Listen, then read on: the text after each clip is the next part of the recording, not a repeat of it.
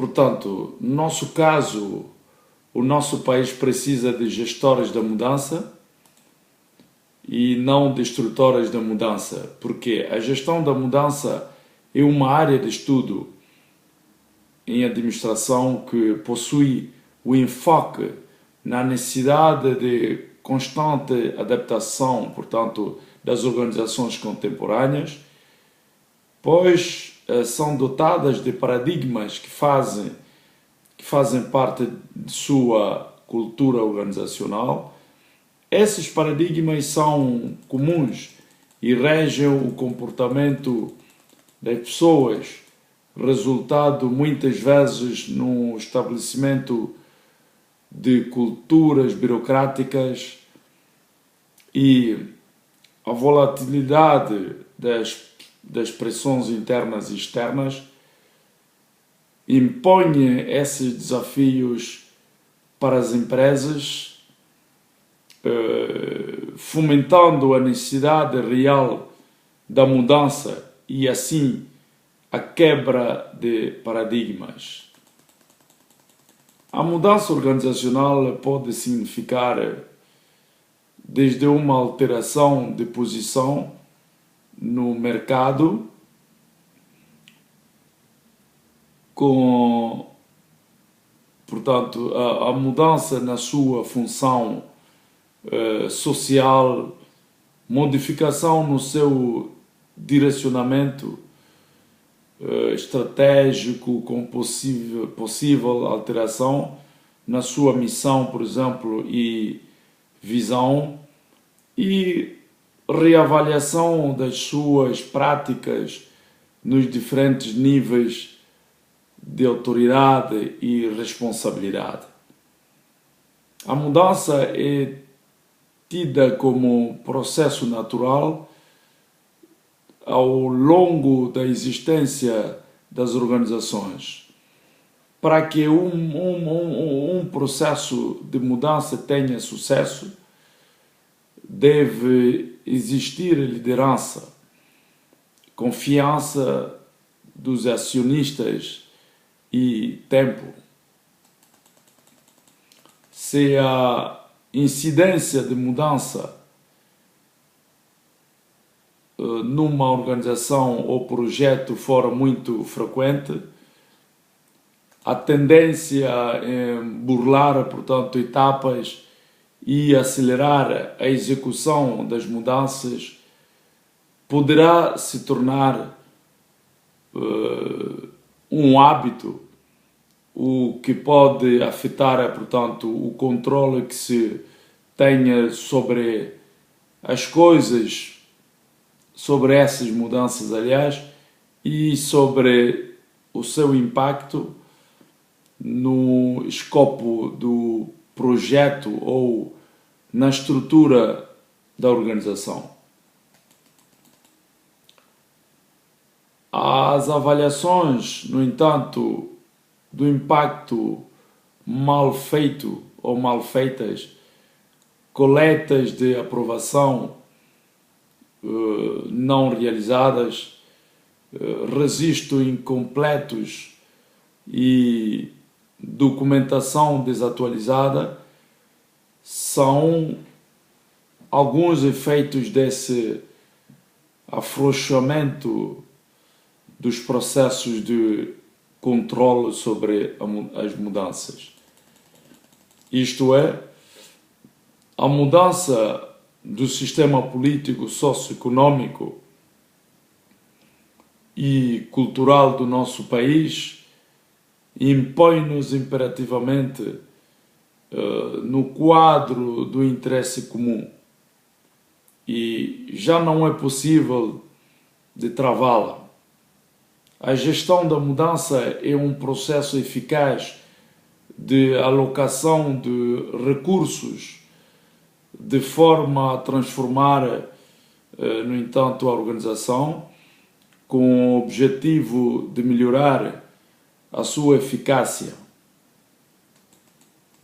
Existem, portanto, diversas condicionantes que influenciam o processo de mudança um processo de mudança de uma organização, como o nível de recursos que a empresa dispõe, o setor onde se insere, portanto, a maior ou menor necessidade de mudança, qualidade da gestão e atual envolvente ou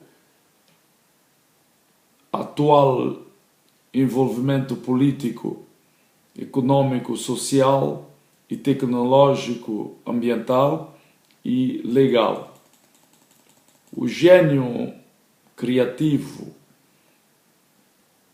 dos inventores das políticas de desenvolvimento do nosso país parece vacilar e enfrentar uma realidade mais animada e mais voraz que lhe preenche e lhe ultrapassa.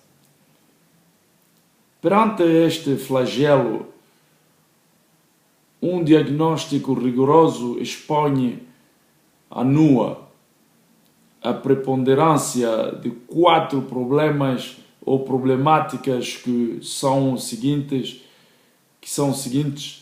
a mobilização em torno de uma grande batalha cultural, uma reinvenção urgente da nossa educação nacional, a criação de uma economia mais política e nacional e, enfim, uma prática política orientada diante de concretização da nossa virtude. Para uma grande batalha cultural, a cultura, como é o que nos resta quando esquecemos de tudo, disse o nosso amigo na sua famosa formula, no qual a formula o mérito de lhe dedicar como uma prática e não como uma declaração de intenção. O primeiro ponto de vista, ou o primeiro ponto de reagrupamento de forças patrióticas e cidadãs deve ser a grande mobilização social para combater uma grande batalha que envolve uma grande briga de senso em torno da cultura dominante. Um político francês, cito, Charles Pasqua, falava desta cultura que é o primeiro ponto de defesa da nação. Além disso, temos visto ministros da cultura passar para o ministro da defesa sem nenhuma ilusão. A cultura pode ser vista nos valores da unidade e das atitudes que se instalam em todas as esferas da vida. As atitudes corretas, os comportamentos aceitos, os processos virtuosos nos procedimentos adequados e eficazes. Isto toca também no sentido de termos perdido há muito tempo desta batalha cultural, que é a nossa identidade e um valor fundamental da nossa convivência. A sua expressão, ao mesmo tempo, é mais forte do que a observação que nos leva a dizer que o nosso país é, portanto, as nossas percepções tornaram reféns por uma maioria, ou minoria, aliás, que acabou de nos impor a sua lógica, a sua maneira de pensar, de agir, de refletir os comportamentos, as atitudes e as palavras para qualificar o nosso estado e as nossas condições de vida. A cultura dominante acaba por constituir-se como um paradigma, mas um paradigma artificial que não é irreversível. A cultura da grilagem escalada na norma e as práticas da elite angolana. Um projeto político que não é construído em um projeto cultural é reprovado e conduz, no entanto, ao fracasso. Por quê? Escamoteia os modos de ser, de ver e de viver. Podemos até afirmar que um projeto político é cultural ou não. A primeira parte deste apelo visa restaurar a primazia da cultura nacional fundada sobre o nosso próprio substrato, uma cultura positiva ao serviço do homem, ligada à virtude e os valores da nossa sociedade em movimento. O espírito deve permanecer mestre e deve governar o mundo e, portanto, o nosso projeto social.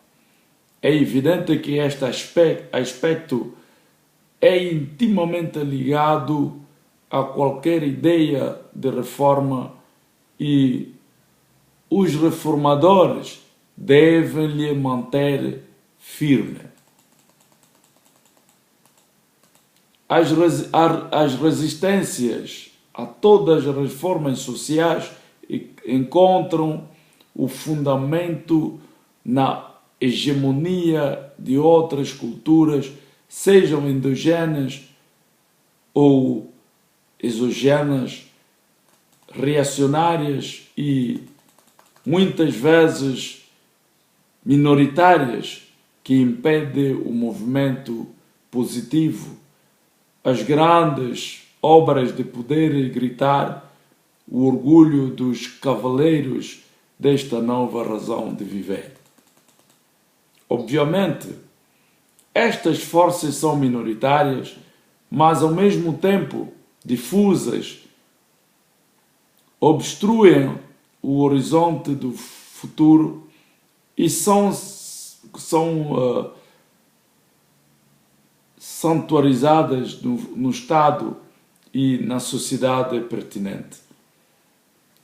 Espalham insidiosamente a cultura do monopólio e inoculam a dose de homeopático, o vírus de imprudência. A nossa classe política não tem, portanto, consciência de classe. Essa nova cultura fundada sobre as cinzas da reação terá como principal missão disseminar globalmente os nossos símbolos e valores culturais através dos instrumentos culturais bem conhecidos como uma poderosa literatura nacional de casas editoras que serão os centros de transmissão do pensamento africano em cinema, inventiva africano, uma música que leva a voz nacional, etc. reinventar a educação é uma emergência. A centralidade da educação tem a ver com determinada trajetória escolhida, de confiar, aliás, a trajetória escolhida pela nação,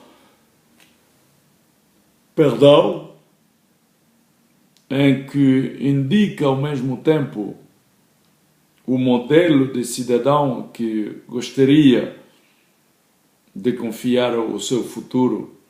Esta nova razão de viver juntos, em sua obra monumental, O Capitalismo no Século XXI, Thomas Piketty argumentou que o processo de difusão do conhecimento é o mecanismo central que permite o crescimento geral da produtividade e a redução de desigualdades. Na verdade, a educação passa para o processo que elimina toda a animalidade e brutalidade, e brutalidade no mecanismo de mercado ou de mercado. Neste caso,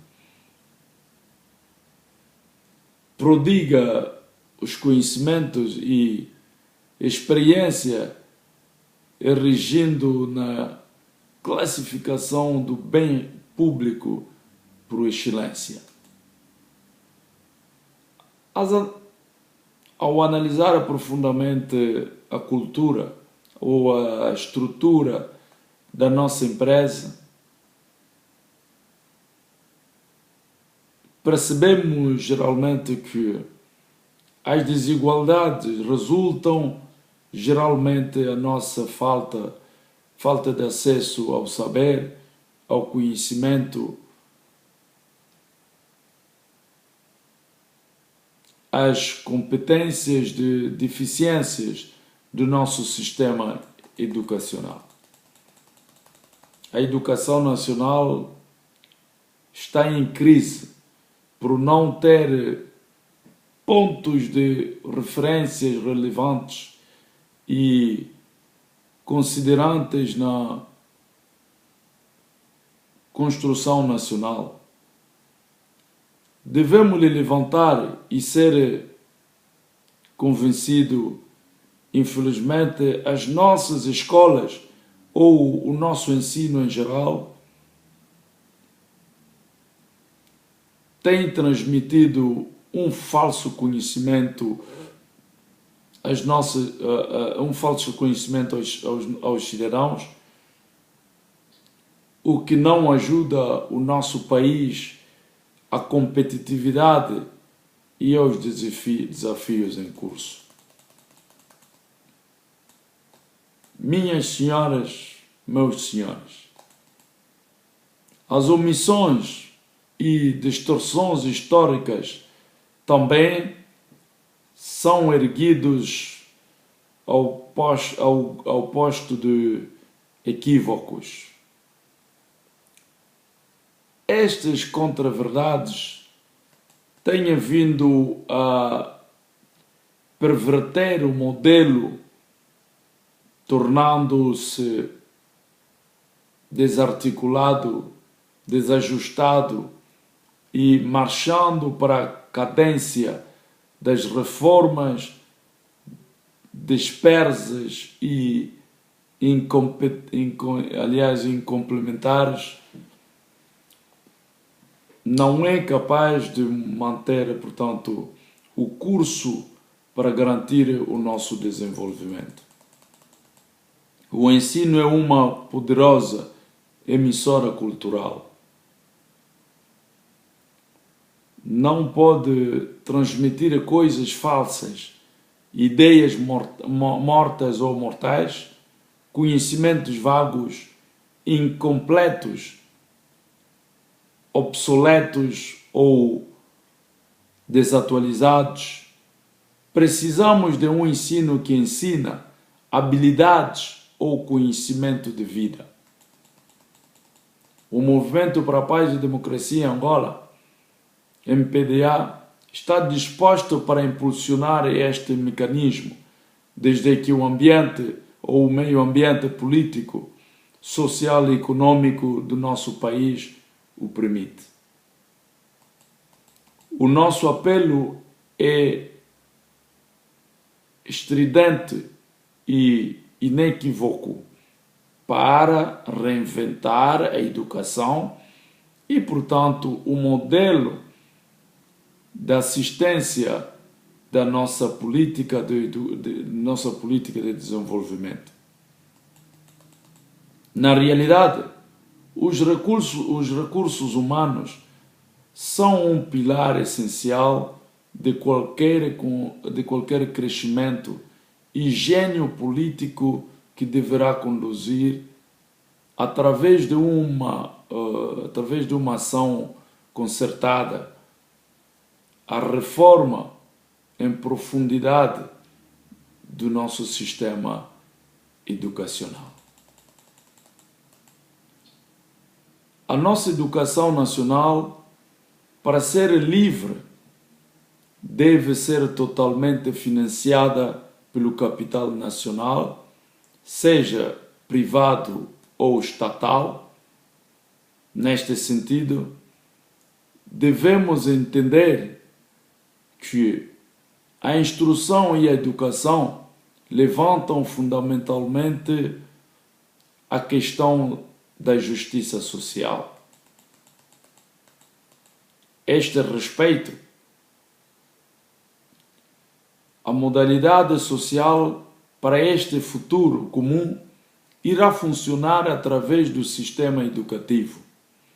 Assim, a perspectiva de reação de um sistema educativo eficiente deverá conduzir uma prática regular do exercício ou de exercícios de manutenção e de serviços de todo o corpo educativo.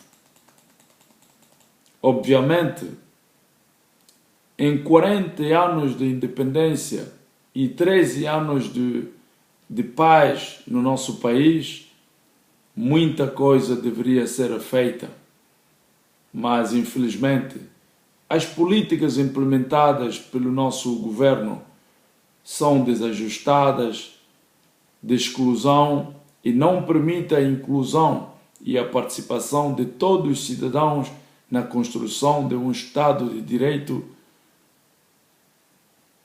participativa,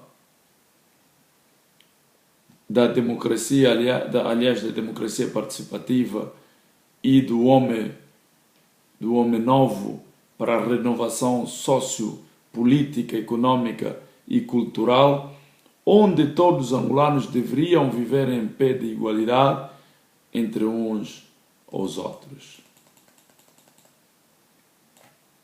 Será que é esta nação que os angolanos sonhavam e que permitiu vingar-se durante quase 27 anos de guerra fratricida?